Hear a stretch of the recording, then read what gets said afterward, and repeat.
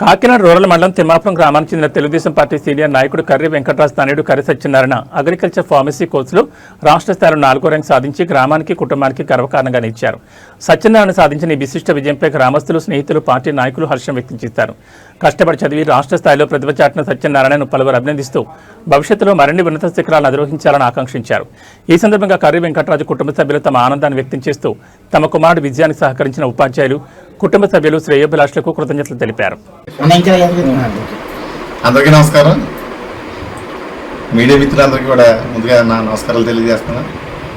ఈరోజు ఆంధ్రప్రదేశ్ ప్రభుత్వం విడుదల చేసినటువంటి ఈఏపీ సెట్ రిజల్ట్స్లో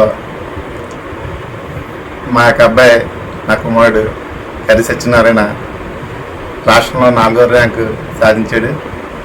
చాలా సంతోషదాయకమైన విషయం ఇది. మా అబ్బాయి సత్యనారాయణ ఎల్కేజీ నుంచి 10th క్లాస్ వరకు వాకల్పూడి హంసవాహిని స్కూల్లో చదివాడు. తర్వాత intermediate first year, second year Aditya గ్రూప్కి సంబంధించిన లక్ష్య స్కూల్లో చదివాడు. మొన్నే నీట్ ఎగ్జామ్ కూడా రాయటం జరిగింది.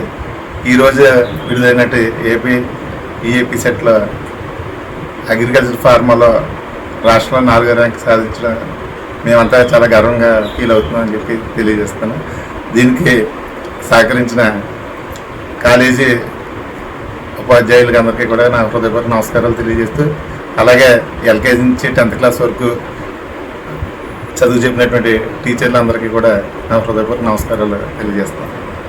రోజు అదే దేనికి సంబంధించిన ఎగ్జామ్స్ రిజల్ట్స్ వచ్చేది, నీకు ఎంత ర్యాంక్ వచ్చింది, నువ్వు కాలేజీలో చదివా అన్నది తెలియదు.